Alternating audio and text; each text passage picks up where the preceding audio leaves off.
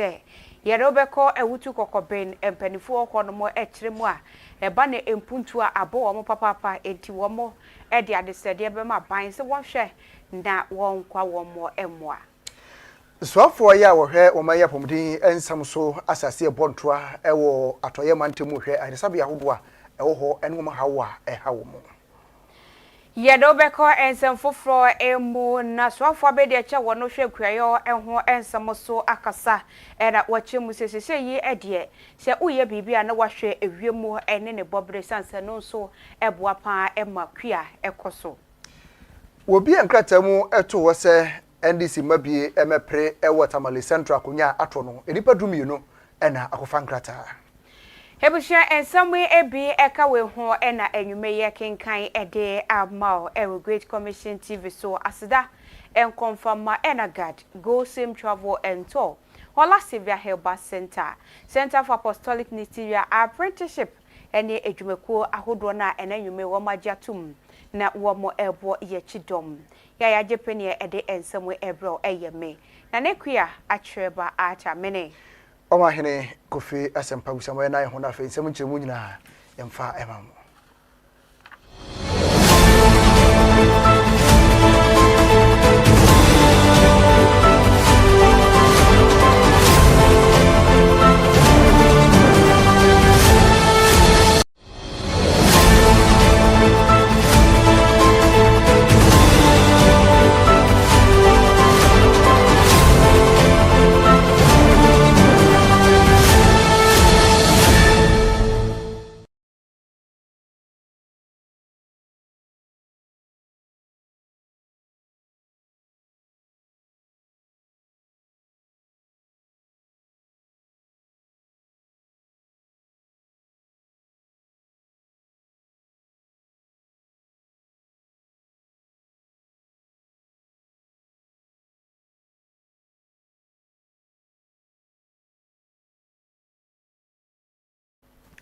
Hebusha ye taso na ye mu akaba ye Africa se no enchemo asiem ye ko osofo a wo hwe Ghana ye kwa ye ho ensem eso na be ye Honorable John Dumelo ena ekase yi osisese yi ede ehu behia papa se empo uye kwa obebo modin a ede wani ede akire osikua yo no eboa papa esanse oman Ghana ye hwe ye economy no erema bia eboa ema yetime ko ye nimpa na kua eka ho ebi na obeye nso a na wahwe eye ewiemu bobre eye climate change no na wahunu so onuoma ekoyie wose na nsen se de wiemu ye kusukusu ebim so ewo hono ma ensuo anto ewo baabi enam so emma enobaye womo eduaye no ebi de hyeye ebi nsunsuo toye twifa so ne nyina no se wo babaye a ewo se wode wani eto wonom na wohwe sa nneoma wanyina se de beya ebetimi abo papa amakua na wo yonom etimi akone na owie yenso Professor Maxwell Dako Asante eye director Edema Crop Research Institute and so edenedie etwaso for us to move, the agricultural space forward. If you look at other countries, they invest a lot in R&D, mainly because we have to be efficient. And in Ghana, we want to be efficient. It's not really about the size of the land. It's about how many tons you can get from an acre. CSIR is doing an amazing job. I mean, I've been touring here today, and some of the varieties that they have, in fact, all the varieties that they have are something that, if well invested in, can solve most of our problems instead of importation of seeds and so on and so forth. And so I think they need to be adequately funded. I'm happy that Minister understands that. So because all the nations that have developed is because of the emphasis they have put on R&D. And as I mentioned, it's a continuous process. So the technology that is good today will not be good in the next 10 years. So our appeal is that every government program should have a section on R&D where they support us to continuously develop better technologies. Without that, we cannot be competitive. It should not be an afterthought. It should be part of every government. For us to move, the agricultural space forward. If you look at other countries, they invest a lot in R&D. I'm sorry, to answer so na yenkoye nimu. So afọ ya wo hwe apomudin ensem so ewo maimu aye ne se obebontoa ewo atoye atifi mantam nimu na wawurawura mu ewo ayresabia ahodo na wahwe hawa hawo mu wasase e de free bibia ni municipal hospital na abra wura mu ho no wone anesefo ene womo a womo yade ebie ewo ho mo ebobo nkomo ehwe treatment ayde ema womo afi anesefo bi so wone yomo edidi nkomo hwe adwumadi a ekoso ewo ho mo na abra woko no medical superintendent edema hospital wura Dr. Akwasi Adujamfi wono na edisuafo yanimu a wode no ekọ nsrahwe ewa iresabia wo kyerkyere niam ahodo a ewo ho de hia wo mo ene de wode ka homa wo mo a ebetumi akoye no ena asofo yi de to so a wo kyerɛ sɛ obehwe ama niam ahodo a esefata sapumutin bia enya ewa to ye tifi mantemu no wo nsa atimi aka for 8 months. And they are working. Yes. Maybe I'll have to wait till it comes to my attention before I comment on it. Yeah, I'll have to investigate that. Because as far as we are concerned, the latest recruitment, they've not started working. And so maybe, as typical of every government service, maybe there could be 1 or 2 challenges with somebody's payroll or somebody's recruitment process. The health sector is not in isolation. But to say that a whole batch has not been paid to that effect, probably I'll need to find out more about it before. For 8 months. And they are working. I will say you free so for our shop and some so same when I yanko and some for a mom. And Jay Bia and a black man no for Mokoto na empo omo yi mrahye bedwani e wo konom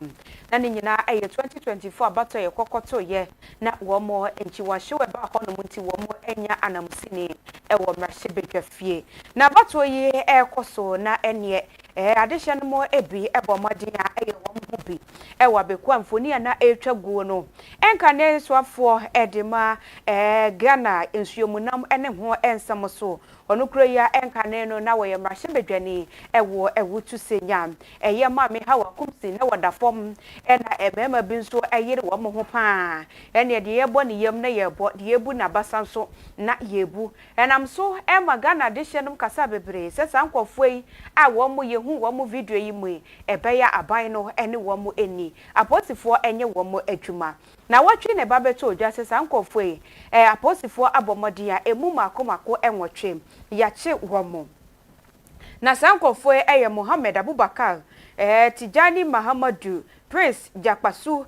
sanso Anas Mohammed Anas Hamda Daku Otibu na Samuel Musa Ali Seidu womo enyina eka ho ebi sankofo makomako nwotwe na yeche womo ene womo de womo kopie mu Accra High Court na bro mo kopie mu okonom opanipa no wote akonya mu se judge eye Ora Isaac na ne kasemu na wokyere mu se de womo eye nyina no eye ade a assault na kyese womo abomodin pa na womo ato ahye mame so a womo edi na eye bridia brada wo konom enti wodi sikabotri 6000 Ghana cedis to womo tiri so se obia entua sasika no wa wantimi antua ne de na kyese wo kwakodam abosoma makomako aduonu enan na kyese mfihia mienu enonom na womo ye lawyer womo fa no si wontwitwaje womo kyere mu so sansam no se de koye kora no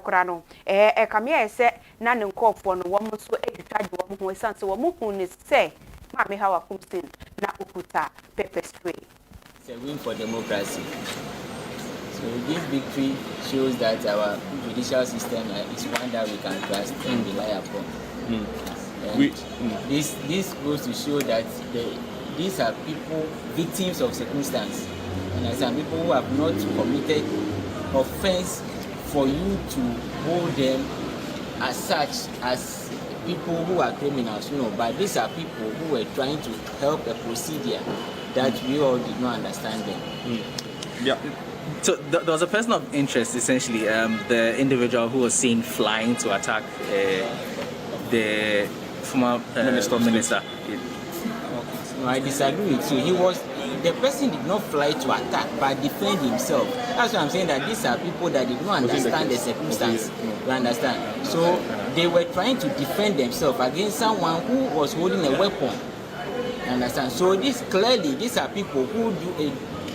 they don't want to even go through the process of going to court and trying to convince people that they are not guilty or not. So this just to tell everyone that these are people who have not committed. But counsel, there were other concerns that there are other persons who were even involved. That was not the Not. They were visibly involved in the act of violence, but noticeably they weren't in custody. Has this come to your notice? Yes, but you see, when it comes to investigation, you may see someone clearly that this is someone who has committed an offense to you. But as to whether the person has committed any offense for which the law can hold that person liable, because you cannot hold the person liable for any offense that is not stated in our criminal books. So if the police or the investigative bodies decide not to bring someone to court, that means the person, to the best of their investigation, the person has not committed any offense. So we must commend them for rather doing a thorough investigation and leaving the people that they must leave and bring the people that they must bring to court. So this person that we're talking about, he wasn't part of the accused persons? No. The person you saw defending himself by jumping to help himself, yes, he is part of the accused person. Oh, okay. Yes. And he was in court today? Yes, he was in court. But interesting. So going forward, we've seen also that the court has out and battery so. Are you of the where do you stand in relation to some of these my I think I would react to that. You see, the legal system has a culture of considering the circumstances surrounding any allegation before the judge would pass the sentence. Now, these are people, young men who acted under the heat of the political passion, with opponents who are yet to be brought to book. And so, and again, when they were arrested, they cooperated fully with police throughout the investigations, which eventually it's a win for democracy. Na anano arahosam ya yeto wo man August busum da neto so ensia ya na aban mu mpenifo ekwakoye adwuma fofia ntoata ema wemse ana womotimo ekotitoye na eba ne sey na emra ene sisi mu no ewose mpenifo makwan se de be ya ebetumi ato abasanse na Tamale Central amrase bidwani eka ho bie na abra wo bie nkrata mu ese ubi a wo kondo ese bra befa nkrata no NDC amunyukoi emu emakomako edunan ene kofa nkrata se omukondo pa se ometimi apre Tamale Central akonya no na emu mienu etesan ye se wo nsan enkobiem abra ko ba ne se yi na wo se mpinifo makwan ese wo metimi ede nkrata no aba na enipa dumienu ekaye no obi a ede ne nkrata akọ ama mpinifo esan wo se afedie nyame ya adomu a bosum ye wo me de to so aduasa wo mra vetting na omuntu ma no enhwe de Yosefata se obetimi apresa akonwa yi na eba ne se yeyi enipa dumienu a aka no ne nsentwefo ebo nkomo pa ebi ekirikire mu kire so omani asopa kwan a efa so ndisi mpinifo etoto nema no ekoboko ebi nso kire se sade obani asi abre no setumi ebeka omonsa ombeboa amana Tamale Central empuntu esese ba ho no etimi aba wo mo gibre ene ensentwefo ebo nkomo se yi to care for black activists. There's a lot of black activists. Tamale Central. It's one of my neighborhoods. And then vocational skills, education, and then women organizations and what they call it, microfinance and all that. Contested for Parliament in 2019. So this is not something new to me. And so before even coming here, I assessed myself. And I confidently can say I am qualified. In fact, before today, the regional secretary of the party sat on radio station openly and mentioned that Dr. Sidifta is overly qualified because he knows me. I have worked for the party. I have put my life on the line for the party. Gracefully, everything here we've not encountered any challenge. But we took the opportunity to seek of them to ensure a free and fair elections for everybody. And that they have given us that. We made mention to them that we do not want a situation where on the day of elections we have people from different political coming into the elections environment. That's so now we can see everything is okay. To make sure that create platforms where a forum where our employees can reach out to the office, try and make them to work where work is available within Ghana. And I've also established links with some colleges in Germany, which are looking for exchange programs where youth that are interested in learning vocational skills, carpentry, masonry, and then electricals can go on exchange program to Germany. I have a friend working in one of the colleges. Now, acting president at the Ewutu Traditional Council, Naki Okaim. What they are the Sadia at together company, any impom Rashabedwania or Honum enim. Say Oba a year Ewutu Kokobendia, and you put to Abba Wamu said the separate to Abako Kono. Was Oba Honoma. Could they one dear, and your friend say Adiana Mebeye, and Yamia Dumbinti, and a one more one more 80 ecocosia dear. A body JH simple dear, and you be the one mokra. Ain't ya dear, one more added to Ghana Mampany, and potentially woman so woman some more a wobby. And Rashabe Jenny, MCE, a walk on a mose, and Manuya, who took Cocobain, one more mabwa one way, Nasuku die, one more NCB, a walk.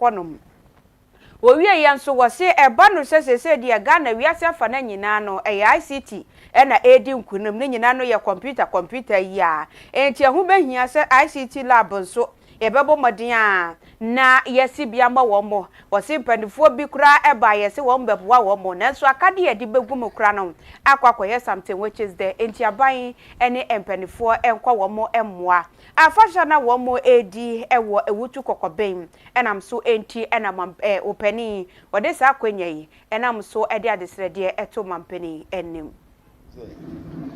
Let's see school last week from crèche to class 6 with 10 teaching and non-teaching staff. I feel so me can say MEP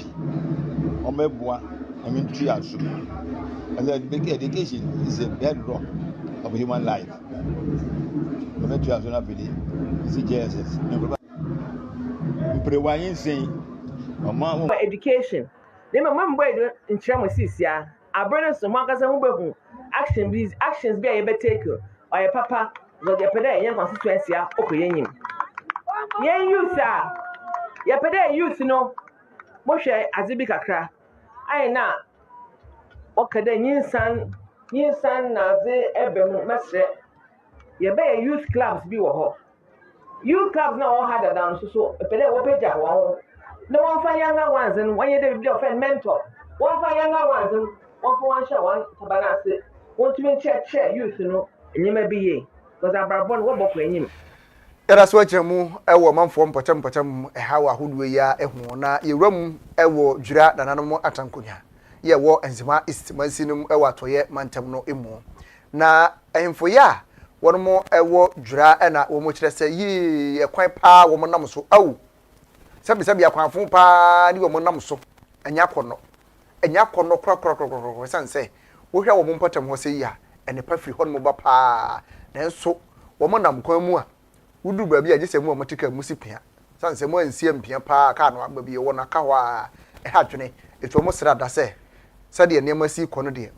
mampani mram na wotumi yom wase de be ya mo kwan no ebetumi adamu mamo ska ba jo no kwa no ka so free ina wi so enkoju ina se no kwa no aga tin to bi abe 1.5 nti ya kwan de dua de ye wo ha wo ho papa na wo free wi so e de ko to chrome any anchor chrome no ha to pc an so a eno so ye easy the same thing offer moto every year so ko chrome 30 cedis offer ediko payment anchor chrome 40 cedis oho to scanner sama to bounce on put there ko bounce to chrome to bounce 1.5 1.6 aba we dia jini dipa cause ono onyi na ni mai okoma me ankware na adua ni na no na ye ko kase ahinko kase pa na one ba me anko aban we baaye no o hye bo be si secondary school emaye isi ya kwan enye enfe isi ya aban asan ba bia wudi enfe ya kwan no o baba ba ya amaye ene e fan say market ayehia e o koma hospitals ayehia ana network ye pe network pa network na enye se me na mo afọ mo network na banso ene network na se jura na ene network me na mo afọ se mo network na other communities no ene network na se jura no because ye nyina na ye fa na ye sanka no ye be stress ya kwan ne de nya ya papa tete na ka kwan eni ho no na ye anamon kwan sabe ye nananom so obi yare ana edru pempenso a obi entimi enante a ye pre bibi ahomanka mi hu bi ye twa bi atenten na ye de ntoma no ato ho na abo hapo na je se nipa mienu eda wo mo kon ho so obedu na nipa na wua na wawu na se ye ba enembre yi a ya san nya ka kwan na se still means of transportation nipa di be wu a na je se ye no still no Ghana no yankwe yanim yegyina ba bia yedi gina police station we freedom na se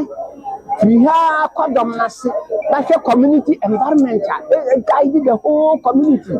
na obi be di boni wo wure mu ha na wo be kodom na se ansa na wo be kwa akwachi nipa na ba no odwane ndi yesre abanu muaye la no moto kwato be kekren kwan nya tete aban omaye kwan na mayen na so gbedi for that say big guy say ba ha no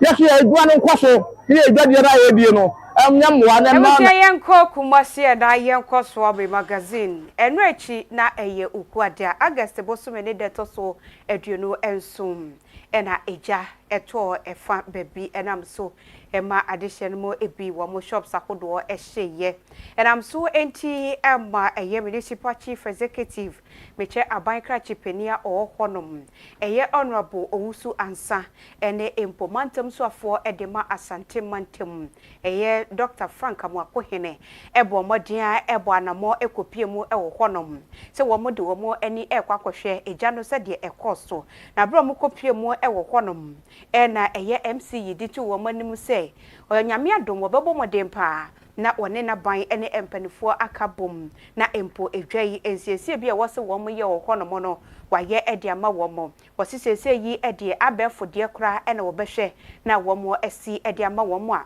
Pota kasem ye kan se ultra modern market no wose wo baba ye bi e de ama wo mo na ni nyina mu nso adwadefo yi ebi kire mu a enko yi o obi de yakura na ye loan e na wode edidwa e na nyome ahye enti nke be ya honorable edwa ne de beba na nso no enimonimu ya wonpe kakra bi mfa ma wo mo na nka wo mo emfemfrasiem emfa ni dwuma na wo mo nso sebe wo mo nsa entimi enko wo mo ano yenko eso ame ene ensem bi ekoso ewo edwadefo yi ene aban kratim peni no entem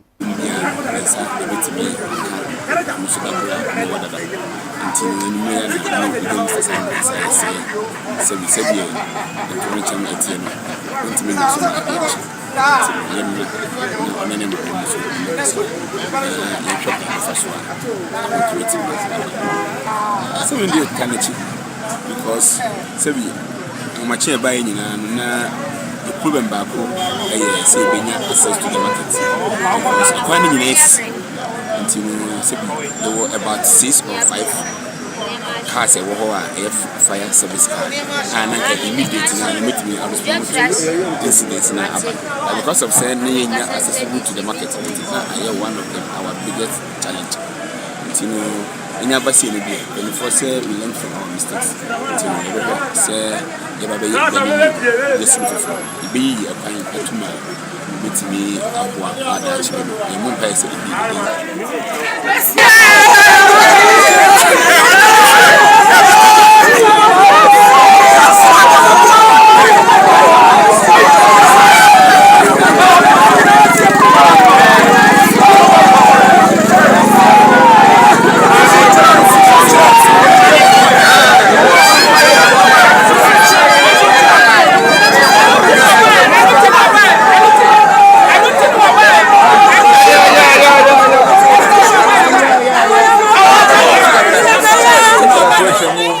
Potemo ehawia eho omanfo a wo mo ewo asen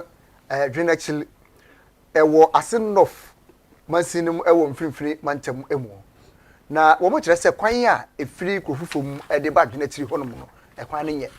na etwene kura a esada nsu a eche wo mu eda so no eyi etwene ne kum papa enu ti omanfo kire se ekwan enye kwan bi na nso so se wo fa afidie tetafo bi se wo de kwa wo aje wo be tete Ghana wo be kaka wate so cry 29 wonte so da nti ha dwene pa enu omo srada se babi aturu mpanifo mramu pa na omutimi aye kwan na aye twene ne kura san adi pm so a oh ene nkomani beje ho pa sa anya sa de a ene ombetu am ho fo pa nechi ne ye kwan ya kwan nya kura sisi afidwachi abesi kwanwa nya kwan bia anka moto jin 30 cedis isusa no kwan na anye ni nti moto jin 30 cedis afi ya bridge so nsu no yile be bosomko ne ya aka kura ho yontum fa ba bia ankokrom ti yasra omampanyin na abo afo da wo mobo ayen na ya nso Ghana ne ye ka hu bi ma woyin mo abe ya tu papa sabe se ya nto a anka wonya osoro wo kwan ti ya so ye kokromoti ka ho na ma mampanyin wodi ni sidu nti ya sra wo ya da yem se sra wo da wonka yo ma adwunachi wo ma ya kwan ma ye apifu mpo obi awo kana kwan ya yesi ya fado ya de ne ko ya ayo ho nti ya sra ekwan a omo nyina de tu anim ya nokre kwan na anye we yenku efi kro fufurum e de badwunachi eno nso saa asai ena efi ha nso ko andwa no so asai nti me no ka sei ka ntumi nko kromo ho ebre kakra me bedi asamre woman menye wa anante ma tu ho anamon amso mo kasa na mo kan wo kasa mi se eye DC fufuru ya wa bei ena wa bo omo ama menene mienu yetu ho anamon ama bridge ya sesi a wa atwendua agusi DC ema omo kan omo aso te se na ho odin eni ho se bridge obetumi aye nti obeboa ema wadindua aguso for the meantime nti sesi ano ye hiam wafi omampanyin nchen onabo kwesi sa ohwe ya onka nchire ma se na oba na oya asamre wuma no nimpeso asofo no omo aye mobo na nsen ya nsu tutoyi wo ba ha eya aweho nti ye totosere no ba lesson amampanyin na wo ba nyina wo ba hye obode ye kwan ase na da wo ba ka sa wo ba hon na ka wa hodin nti ka ne ba ho mo ba ye bibia ni eje etum ma ya to ma church question okọ pa obio ya sa so 2024 no ya sa so ya to yi man there obabo twene yi wa hwe okwan ma ya kwan ma fa wo ko school se ma fa ba there 250 when na wo ko school wo bu ko mo nti ya de sign there dama ye se ye show ye ka wa yi mi ka se the promise na wo ka chen there wo twakwa ye to abani wi ondu boso krumpo wo watwe obahwe nne ya fra ho a budi nti ya se ne ya kasa ya makase adunanim boso ko se ye hu se che bia wo ma ya ba demonstration ya da ba Paramount ho ni yesu ya kaga fu ya ho ade shiba ma na ene wo mo adesrede eno no aban emehwe enye ho bibi omo so omo nsam wo bi so enkwa wo mo emwa ade hye no mo nsam ebi eno no yenko obi man so ensam emwe yeko Thailand man no emu June bosume no emu ena ebabeto dwase okopie mu ewo hono a wo mo prime minister eye Patintan Shini Watara wo mu ekire mu a ehia eda eye Thailand ene Cambodia entemu no ho akwakoye emansom enam sokra ema etuo atoto koso ema asrafo no ebi efemu hwere wo mo enkwa enti Thailand fo ekire mu a wo mu hia bibia emfi Cambodia honom Cambodia fo so hia ekire mu a wo mo nso nyade wo mo hia Thailand fo wa bia enti na kyese akwakoye entokwa sese eda wo mo entemu wo mo ekum na eyade a ma me Patintan ekire mu a wakwakoye prime minister na hu behia se obetimi aboampo na entokwa nketenkete eda wo mo ntem no wo mo atimi ahwe ede bibibia aba na wieye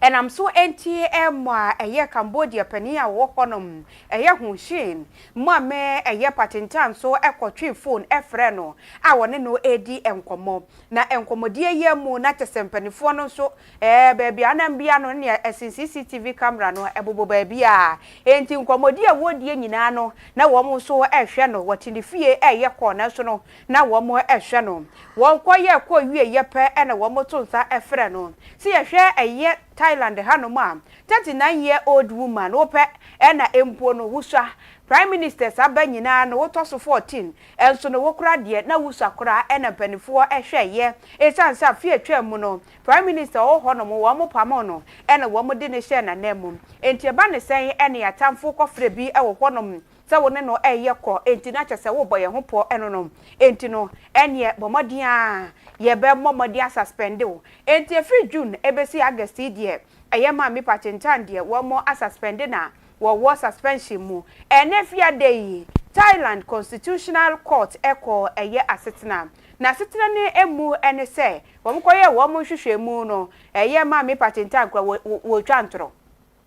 ko na okokoko ye no enye se bia wo akoka amasom bia ba wo ntam eye ko ofufuro bi kura na okokko ye wo mo hu ni se wo bo wo mo ho po enti dachi bi no wo mo enyi na mfiri wo no ma wote ho no ma na wa ma Cambodia fo beto ahye wo mo so enti ene wo mo kwa asetena no na chese ma me eye patenta wo mo so kiremu wo mfa na dwuma enko na wie ye se de nsuo ye no saa ena awianso ebeye afie atwa mu yi a eye ma me shirita a wo mo eyi no efiri ho no ma ye de ne be hye ho no mo no wono nso wo mo hu se sa neoma na bi ena okokko ye nti a wo mo dismiss no me no ka sei patentan so ye se wo mfa na dwuma emra wieye eni nkuku ni ne kaka bi a wo ye se wo ye Prime Minister no ene ni nyina esi Thailand enkomo bia efiri ho no mo ede ba anwumre yi ye so ye de asmo Paramount News eso eno no